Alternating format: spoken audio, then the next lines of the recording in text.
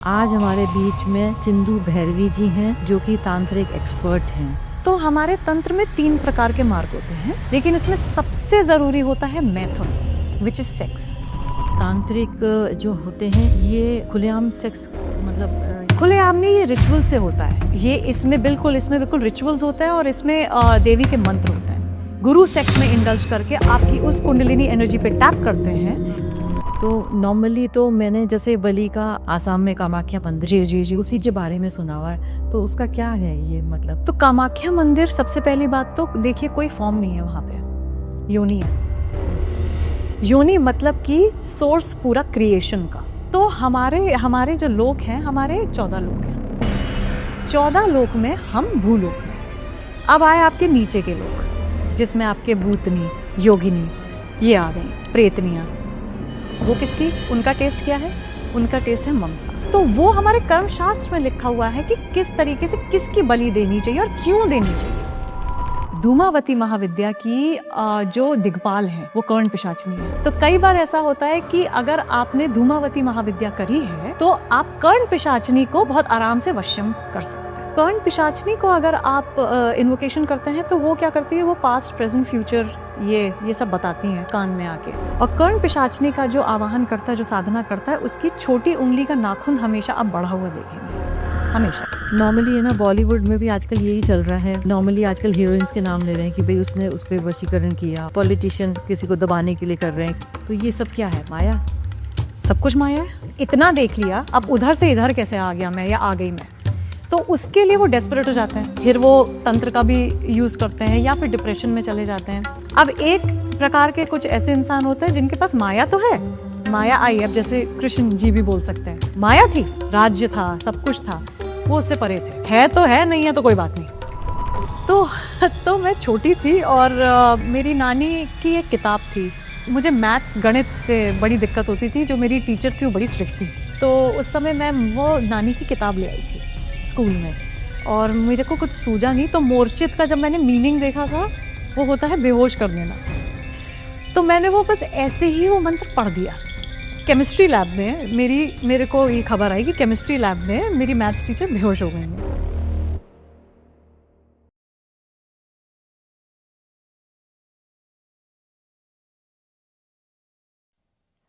नमस्कार। आज का पॉडकास्ट हमारा कुछ खास होने वाला है क्योंकि आज हमारे बीच में सिंधु भैरवी जी हैं जो कि तांत्रिक एक्सपर्ट हैं, और आप इनसे ऐसी ऐसी बातें सुनेंगे जो कि आपने पहले कभी सुनी नहीं होंगी। प्रणाम। प्रणाम जी, प्रणाम। आप अपने आप को मून चाइल्ड बोलती हैं।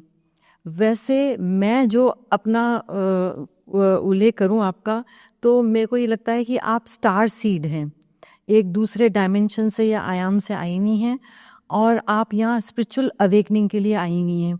क्योंकि आपका जो जैसे आपका मैंने काफ़ी चीज़ सुनी, तो आप न मतलब परिवार में या ज़्यादा समाज में घुलने मिल नहीं पाती, आप सिर्फ साधनाओं में रहती हैं और आप साधना सिखाती भी हैं। जी, मैं बिल्कुल।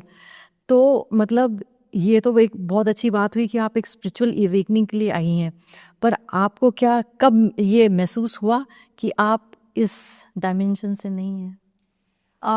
एक्चुअली आयाम क्या डायमेंशन के बारे में मैंने बहुत सोचा नहीं, लेकिन हुआ ये था कि मैं जब छोटी थी, मैं छुटपन से ही मुझे इन सब चीज़ों में बहुत ज़्यादा जिज्ञासा थी। मतलब मुझे दुनिया से इतना ज़्यादा मतलब नहीं था जितना मुझे इस दुनिया से मतलब था कि आपके शरीर के बियॉन्ड क्या है, आपके इसके ऊपर क्या है।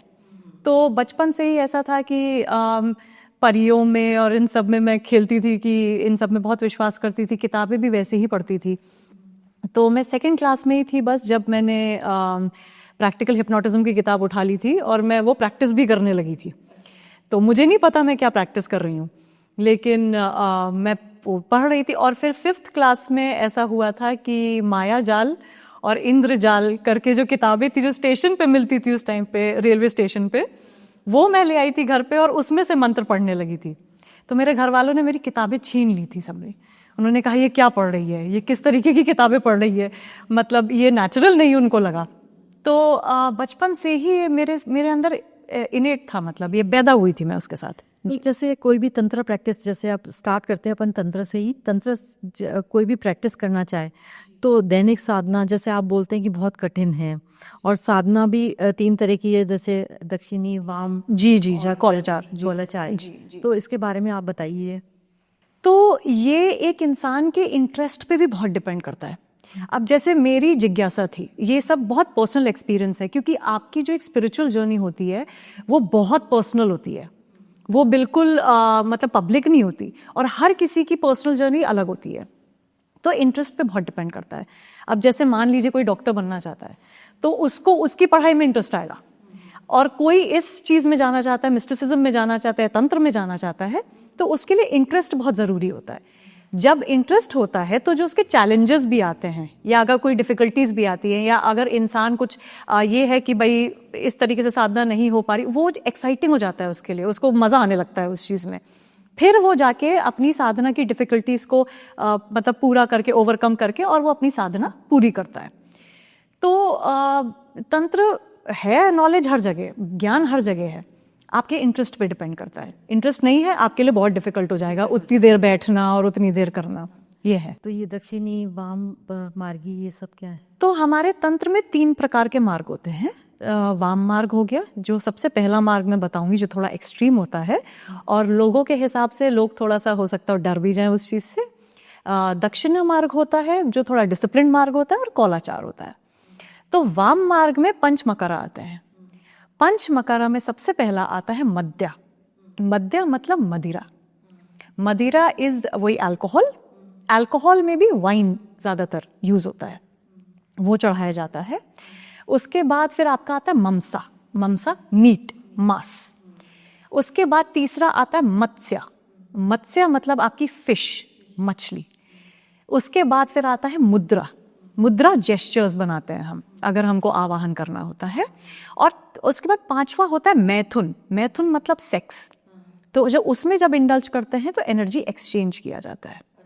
तो ये 5 मकरा आपके वाम मार्ग में आते हैं। थोड़ा सा वैसा मार्ग होता है जो आपकी साधना को बढ़ा देता है, तेज कर देता है, एक्सेलरेट कर देता है साधना वो। फिर आता है आपका दक्षिणा मार्गी। दक्षिणा मार्गी में पंचमकर नहीं होते हैं यूज बिल्कुल भी, और इसमें क्या होता है कि आपका जेस्चर्स यूज हो सकते हैं, मतलब मुद्रा आप इस्तेमाल कर सकते हैं। तो ये एक डिसिप्लिन मार्ग होता है। उसके बाद फिर आपका आता है कौलाचार। कौलाचार में आप या तो पंचमकरा इस्तेमाल कर सकते हैं या नहीं भी कर सकते हैं, वो आपकी चॉइस होती है। लेकिन इसमें सबसे जरूरी होता है मैथुन, विच इज सेक्स। इसमें ये सबसे ज्यादा जरूरी होता है, क्योंकि उसी से आप अपनी एनर्जी को रेगुलेट करते हैं। मतलब 3 प्रकार की ऊर्जाएं हैं हमारे कॉस्मिक यूनिवर्स में।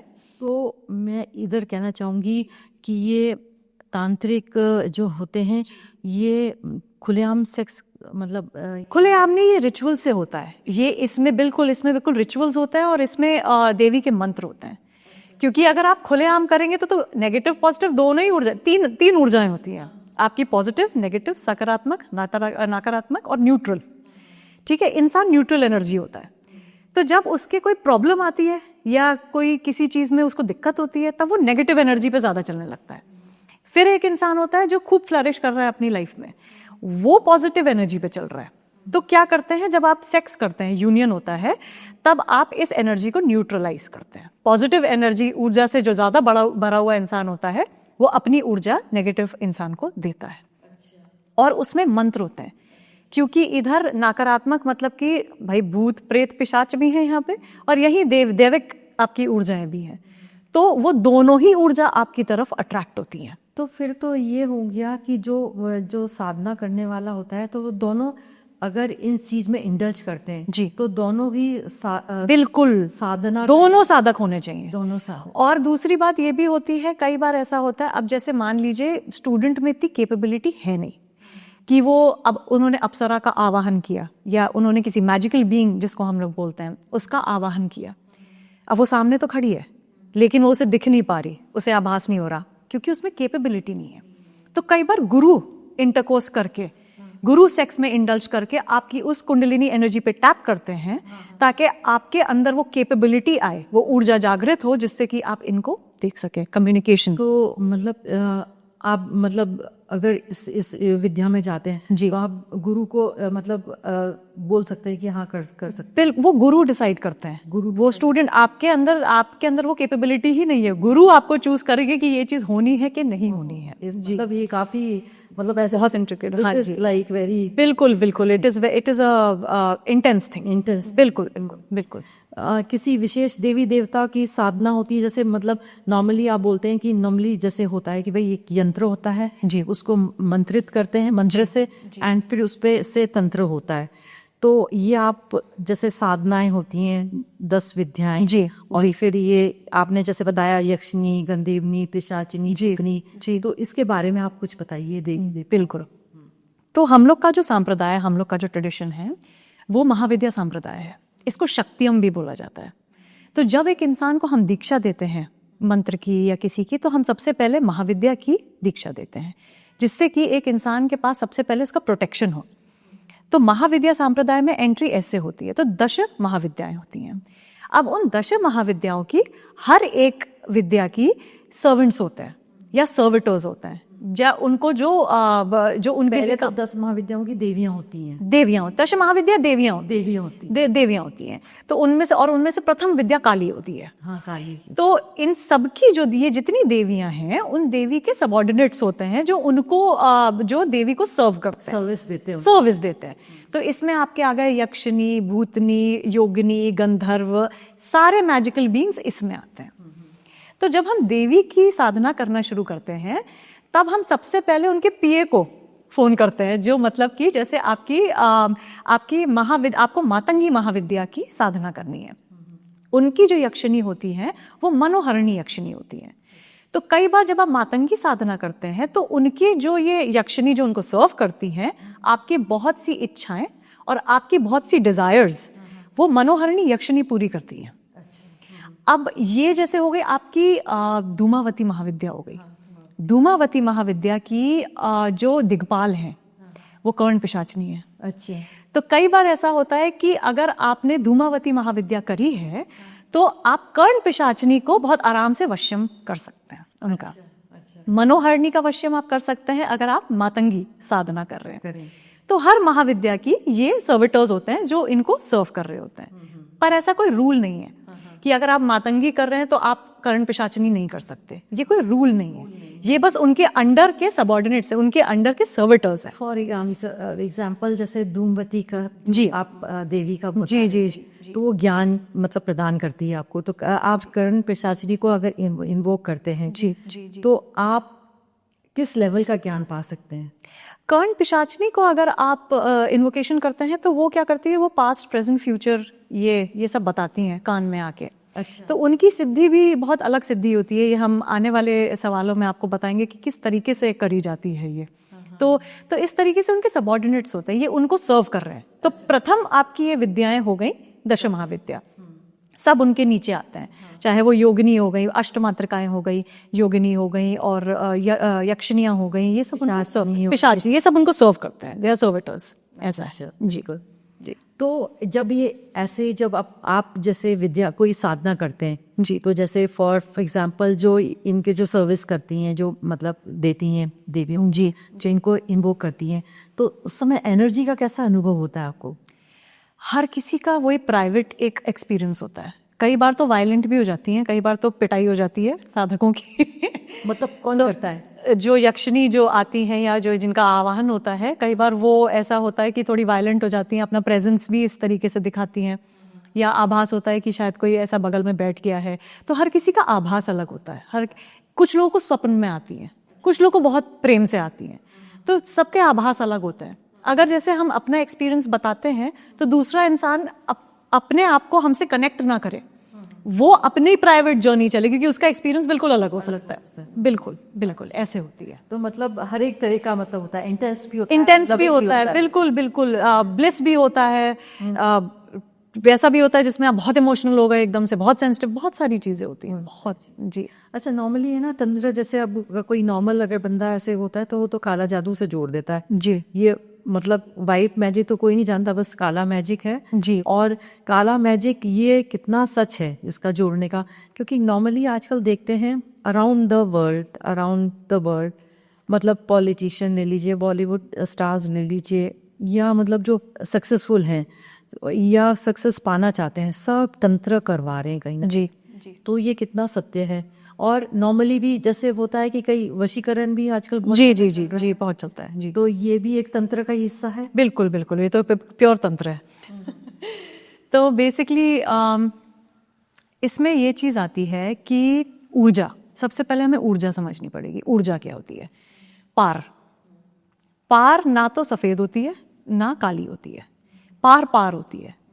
डिपेंड करता है कि जो साधक है वो उस पार को कैसे इस्तेमाल कर रहा है। अब मान लीजिए उसी पार को मैंने किसी का नुकसान करने में, मैंने कोई सिद्धि प्राप्त करी या मैंने कोई शक्ति आवाहन करी, उसको मैंने किसी का बुरा करने में लगा दी, उसको आप काला जादू बोल सकते हैं। उसी शक्ति को मैंने किसी की मदद करने में लगा दी, उसको आप वाइट मैजिक बोल सकते हैं। जैसे रेकी हो गई, जैसे प्राणिक हीलिंग हो गई, वो अच्छे में लगा रहे हैं, अपनी जो ऊर्जा उन्होंने जागृत करी है, उसको आप वाइट मैजिक बोलेंगे। लेकिन इसके जो तरीके होते हैं, तंत्र जो है ना, वो कमज़ोर दिल वालों के लिए देखिए नहीं है, मैं कभी रेकमेंड नहीं करूँगी। क्योंकि इसमें क्या होता है, इसके जो प्रोसीजर्स होते हैं, जो तरीके होते हैं, वो थोड़े से भयानक होते हैं, थोड़े फिरोशियस होते हैं। तो अब जैसे मान लीजिए कि कर्ण पिशाचनी की एक मैं मेथड बताऊंगी, बस एक सिंगल मेथड एक पॉइंट पे, कि कर्ण पिशाचनी को जब इंसान आवाहन देता है तो मेंढक को लेके उसको उल्टा लेटा के, और कर्ण पिशाचनी का जो आवाहन करता है, जो साधना करता है, उसकी छोटी उंगली का नाखून हमेशा आप बढ़ा हुआ देखेंगी, हमेशा। तो मेंढक को उल्टा लेटा के और उसके चिन से लेकर, ठुड्डी से लेकर जेनाइटल ऑर्गन, एनस तक, वो अपने उंगली से फाड़ता है, उस नाखून से नाइफ की तरह इस्तेमाल करके फाड़ता है। उसमें फिर हल्दी और कुमकुम भर के उसको पानी में छोड़ देता है। अब ये बलि कर्ण पिशाचनी की है, ये कर्ण पिशाचनी मांगती है, उसका सैक्रिफाइस है। तो अब ये तरीका बहुत भयानक है ना, जैसे आप साधना करें। लेकिन अब जब कर्ण पिशाचनी आई या सिद्ध हुई, तो उन्होंने उसी ऊर्जा को लोगों के भले के लिए लगा दिया, है ना। तो इसमें क्या हुआ, इसमें उसका व्हाइट मैजिक बन गया। तरीका भयानक है, तो जो तरीके होते हैं उनको लोग ज्यादातर ब्लैक मैजिक में बोल देते हैं जी। तो नॉर्मली जैसे ये वशीकरण है, ये किस उसमें आएगा, क्रिया में आएगा, किस विद्या में आएगा? वो ये वही डिपेंड करता है कि आप वशीकरण किसका कर रहे हैं और क्यों कर रहे हैं। हाँ। अब आप किसी को अगर अपने वश में इस वजह से कर रहे हैं कि आप बिल्कुल कंट्रोल करना चाहते हैं या कुछ आप उसका बुरा करना चाहते हैं उस वजह से, तो फिर वो ब्लैक मैजिक में ही आ जाता है। अगर कोई ऐसा इंसान है जो प्रॉब्ली अनकंट्रोलेबल है, जिसको आप कंट्रोल करके उसका भला करना चाहते हैं, उसकी जिंदगी सुधारना चाहते हैं, वो आपका व्हाइट मैजिक में आ जाता है। तो आपके पास आते हैं खूब? जी मेरे पास आते हैं लोग।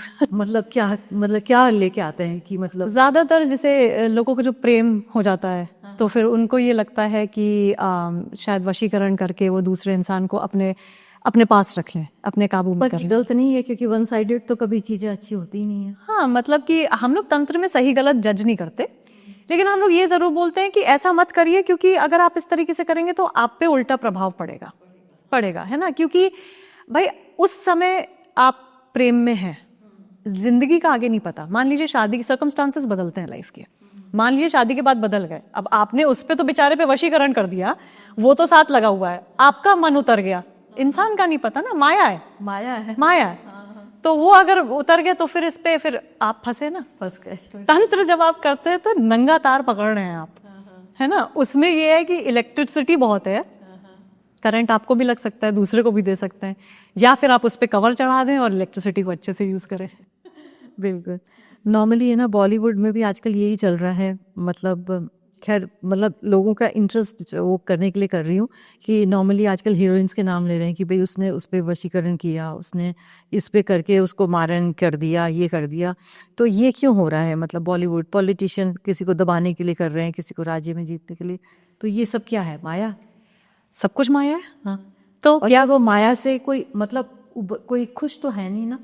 यही होता है बस, मेन प्रॉब्लम यही। अब उन्होंने इतनी माया देख ली है, सब कुछ माया है, बॉलीवुड पूरा माया है भाई, सब कुछ ब्रांड्स पे चल रहा है, सब कुछ बहुत मनी पे चल रहा है। तो इसमें क्या है कि अब उन्होंने इतनी माया देख ली है कि उससे जब वो एक लेवल नीचे आते हैं, क्योंकि आप हमेशा ऊपर नहीं रहेंगे, नीचे जरूर आएंगे, तो जब आप उससे 1-2 लेवल नीचे आते हैं, वो आपसे फिर अब बर्दाश्त नहीं हो रहा कि अब ये कैसे मैनेज करें। इतना देख लिया, अब उधर से इधर कैसे आ गया मैं या आ गई मैं, तो उसके लिए वो डेस्परेट हो जाते हैं, फिर वो तंत्र का भी यूज करते हैं या फिर डिप्रेशन में चले जाते हैं, सुसाइडल हो जाते हैं कई बार, बिकॉज आप उस माया से नीचे नहीं आ सकते। अब एक प्रकार के कुछ ऐसे इंसान होते हैं जिनके पास माया तो है, माया आई, अब जैसे कृष्ण जी भी बोल सकते हैं माया थी, राज्य था, सब कुछ था, वो उससे परे थे, है तो है, नहीं है तो कोई बात नहीं। तो ऐसे जो लोग होते हैं वो बॉलीवुड में आपको कम दिखेंगे क्योंकि उन्होंने वही लेवल देखा है, अब उनका दिमाग वहीं पहुंच गया है, माया ने पूरी तरीके से घेर लिया है, जकड़ रखा है, तो आप उससे नीचे आए, आप डिप्रेस हुए, बस ये होता है। डिप्रेशन में आधे लोग रहते हैं। बिल्कुल बिल्कुल। अच्छा, नॉर्मली जैसे तंत्र साधना होती है तो इसमें कई बलि और ये तांत्रिक सिद्धियां भी होती हैं, तो नॉर्मली तो मैंने जैसे बलि का अभी कामाख्या जो आसाम में कामाख्या मंदिर, जी जी जी, उसी के बारे में सुना हुआ है, तो उसका क्या है ये मतलब?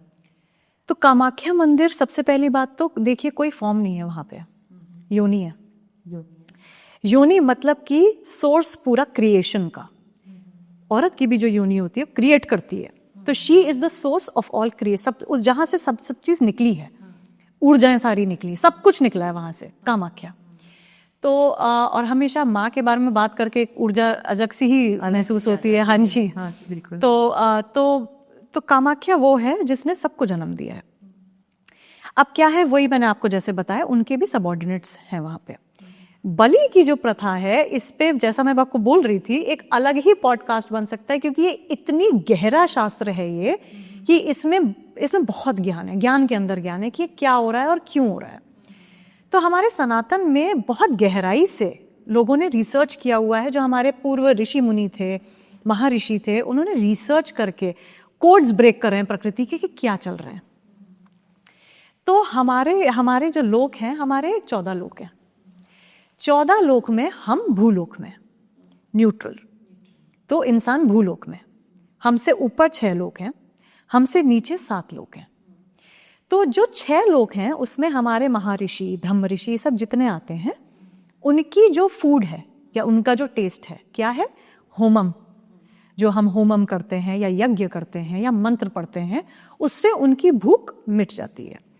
अब आए आपके नीचे के लोग, जिसमें आपके भूतनी, योगिनी, ये आ गई, प्रेतनियां, वो किसकी, उनका टेस्ट क्या है, उनका टेस्ट है ममसा।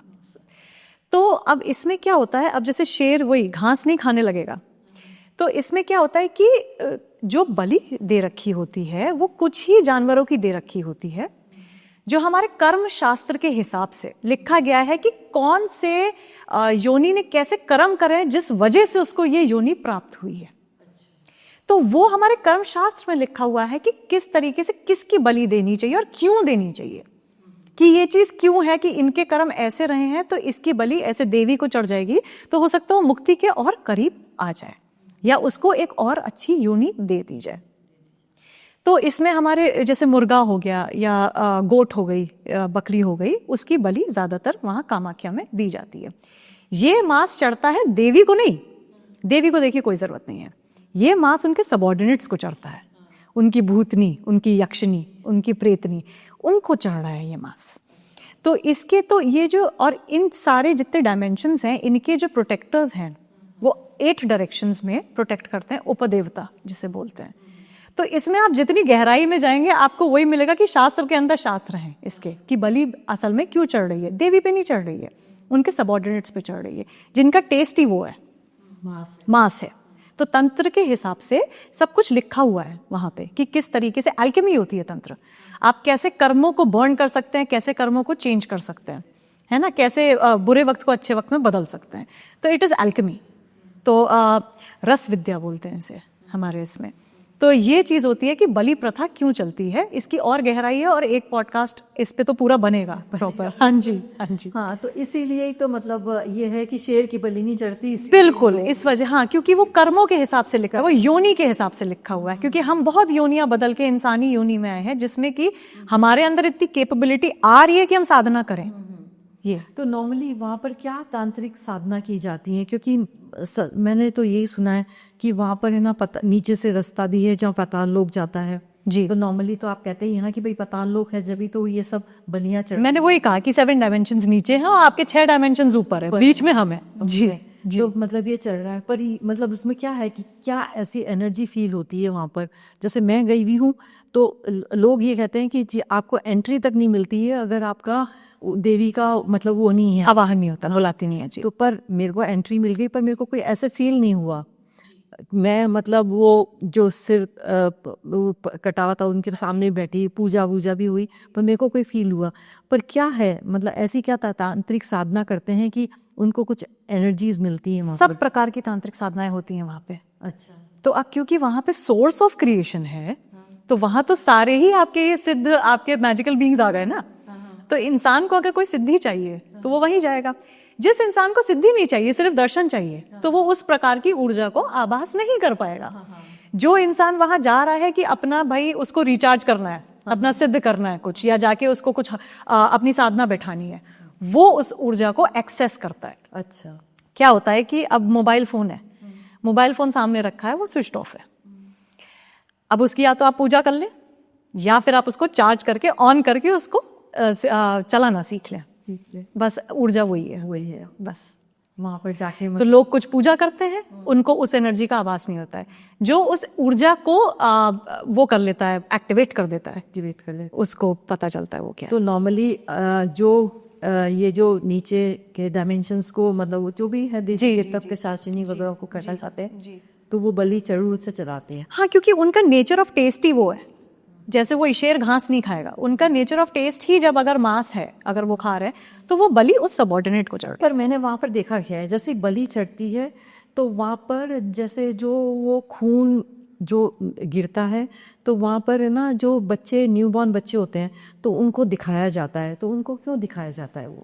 तो कई बार ऐसा होता है कि जैसे अब हमारे सनातन शास्त्र की ये भी होता है कि लोग बोलते हैं, ये थोड़ा सा कंट्रोवर्शियल उसमें आ जाता है, क्योंकि ज़्यादातर कुछ लोग कहते हैं कि भाई हमारे जो शास्त्र हैं वो नॉन वायलेंस सिखाते हैं।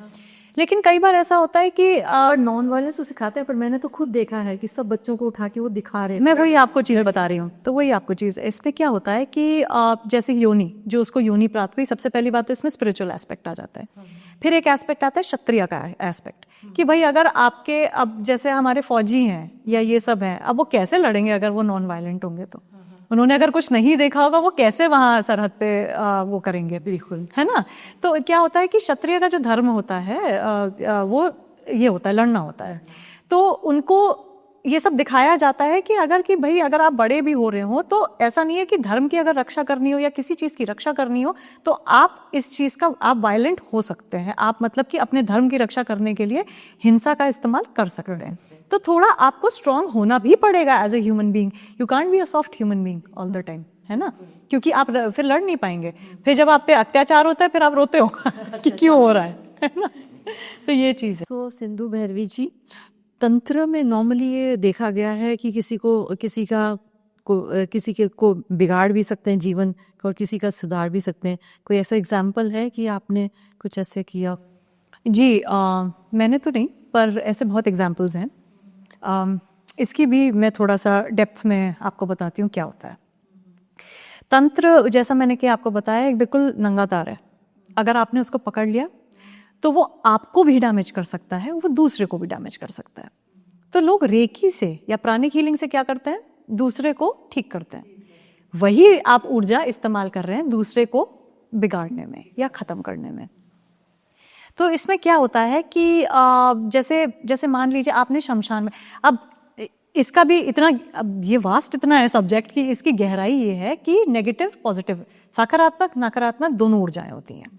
तो जब आप बुला रहे हैं, अब जैसे मान लीजिए आप शमशान गए, शमशान में बैठ के आपने देवी की साधना शुरू करी। अब वहाँ पे नकारात्मक भी है, सकारात्मक भी है, तो आप कैसे देखेंगे कि पॉजिटिव कौन सी है और नेगेटिव कौन सी है? देवी के स्वरूप में डेविल भी है वहाँ पे, तो ये आपको आप इनवाइट कर रहे हैं। अब आपको इसकी नॉलेज नहीं है, आपको पता नहीं है, आपने कहीं से भी बस एक प्रयोग उठाया, आपने कर दिया, आ गया डेविल आपके जीवन में और उसने आपकी ज़िंदगी बर्बाद कर दी। बिल्कुल, वो तो आपकी फैमिली सबकी ही लाइफ बिल्कुल ख़त्म कर देगा। तो वो तो ऐसे होते हैं, वही भूतनी जिसको ये लोग डेमोनिक बोलते हैं जो भी। और यहीं पे अगर आप प्रॉपर प्रोसीजर जानते हैं, तो प्रोसीजर क्या होता है कि कॉस्मिक एनर्जी, यूनिवर्सल एनर्जी को आप अपने शरीर में लाते हैं। कैसे लाते हैं? अंगन्यास, करन्यास, और फिर उसके बाद आप दिग्बंधना कर देते हैं। दिग्बंधना मतलब बांध दिया, अब नेगेटिव एनर्जी नहीं आ सकती, अब सिर्फ पॉजिटिव। और अंगन्यास मतलब अंगों में अपना सारा एनर्जी उतारना, और करन्यास फिंगर्स में सारी अपनी एनर्जी उतारना। ये पूरा एक पैटर्न होता है, क्रियाएं होती हैं। तो अब आप ये ऊर्जा हो गई, तो इसमें आपने बंद कर दिया, जिसमें डेविल, इसमें तो आप अपना नुकसान कर सकते हैं जिधर आपको प्रोसीजर नहीं पता है। अब दूसरे का आप ऐसे नुकसान कर सकते हैं कि मान लीजिए किसी पे आपने वशीकरण कर दिया या उच्चाटन कर दिया या मारण कर दिया, तो मारण क्रिया में ये होता है दूसरा तो भाई मर ही जाता है। इसमें लेकिन आपका फिर से क्यों डैमेज है? क्योंकि वो एक्शन आपने अपने लिए नेगेटिव क्रिएट कर लिया है, आप उससे नहीं बच सकते।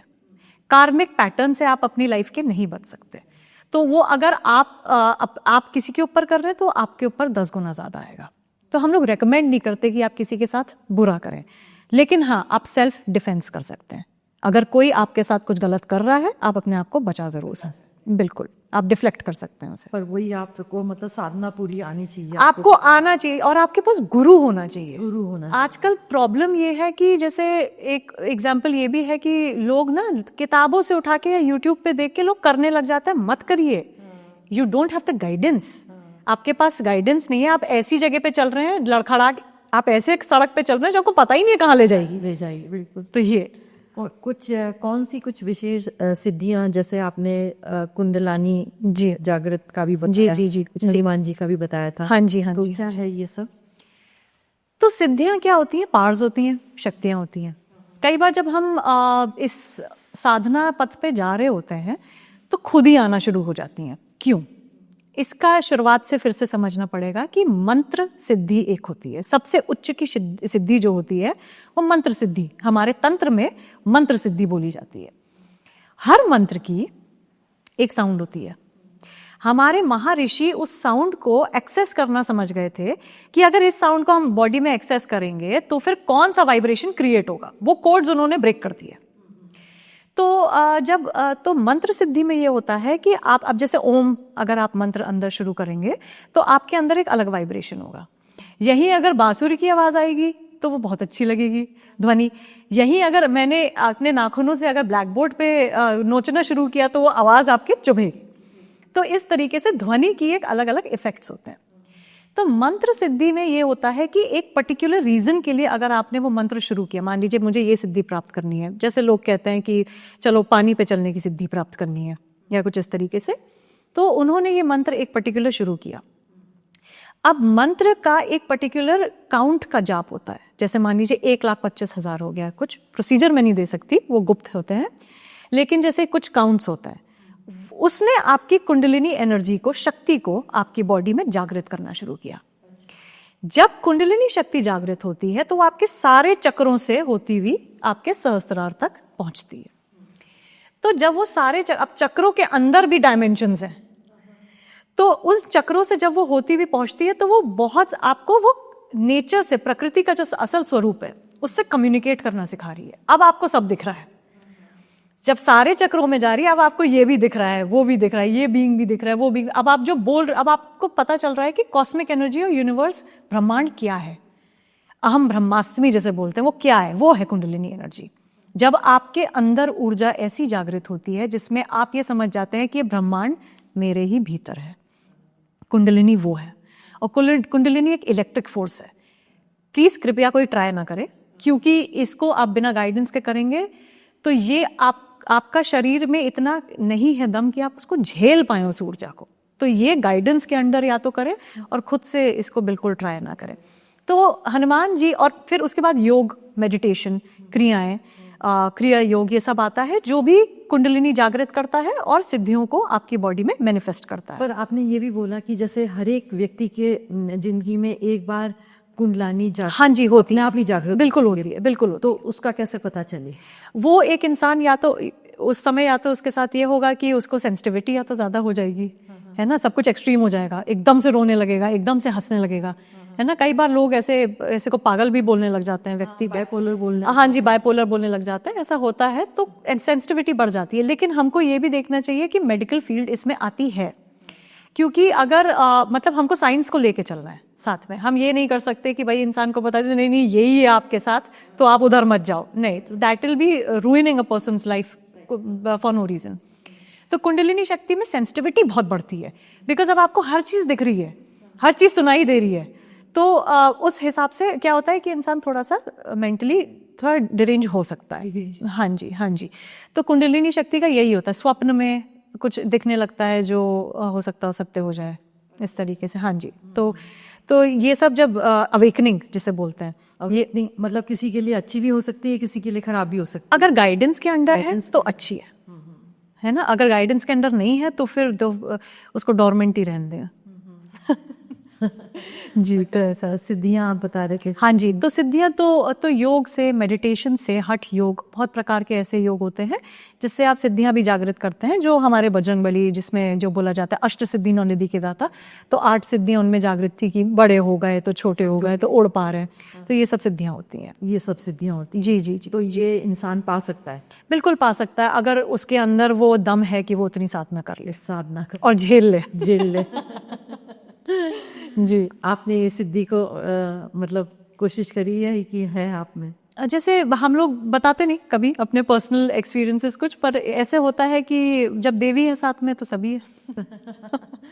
कोई अलौकिक अनुभव आपका?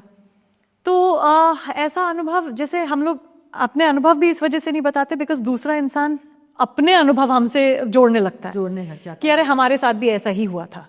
या वो फिर हेल्यूसिनेट करने लगेगा, क्यों हो उन्होंने ऐसा बोला था तो ऐसा हुआ। तो एक ऐसी साधना थी जिसमें छोटी सी चीज़ बता दे रही हूँ, जिसमें मुझे ऐसा लगा था जैसे कि कोई था नहीं रूम में, बट मैजिकल बीइंग की साधना थी, तो ऐसा लगा जैसे दरवाज़ा किसी ने खोला।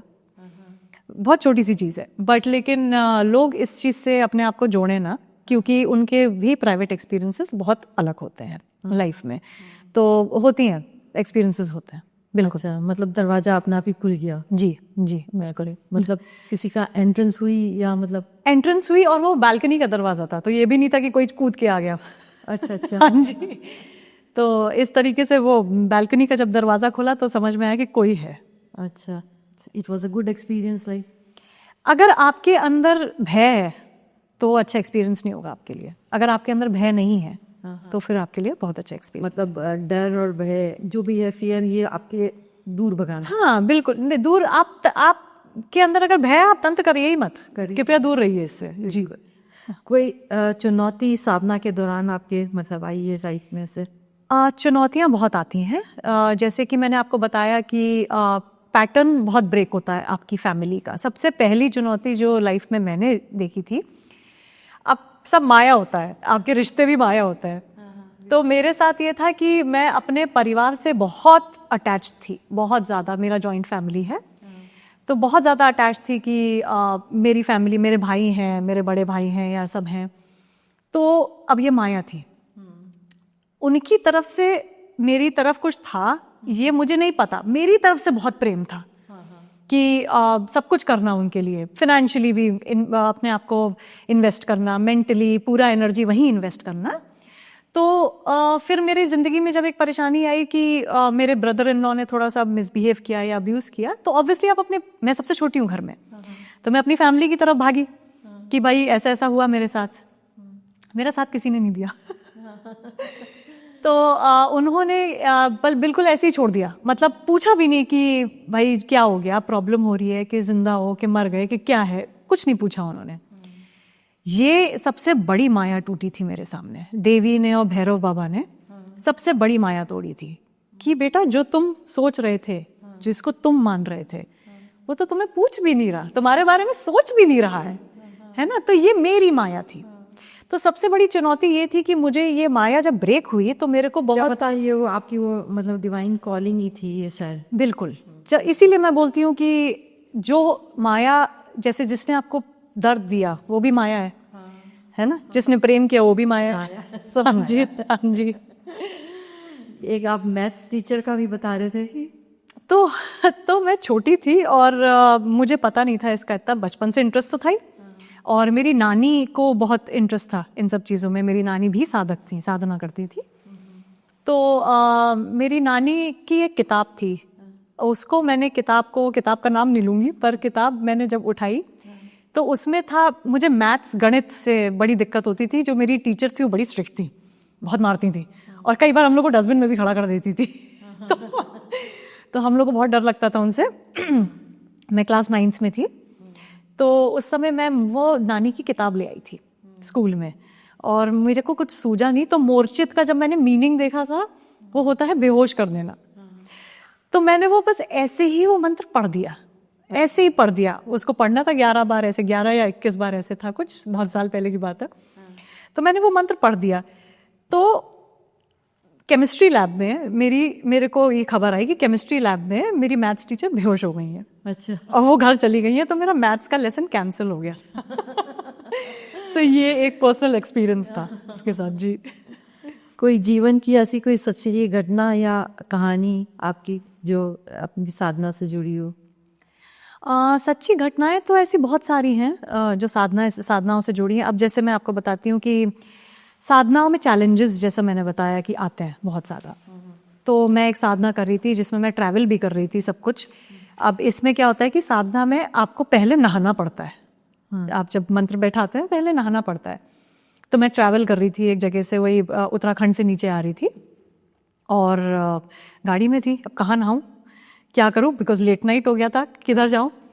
तो मतलब आप ये सोचिए कि मतलब साधना में आपको इतना डिसिप्लिन देना पड़ता है, अपने आप को इतना देना पड़ता है उसे, कि वो भी बहुत ठंड उस समय हो रही थी, जनवरी का टाइम था। मैं गई गंगा घाट पे माता के पास, उन्हीं कपड़ों में मैं नहाई, उन्हीं कपड़ों पे बैठ के मैंने घाट पे कांपते हुए साधना करी थी।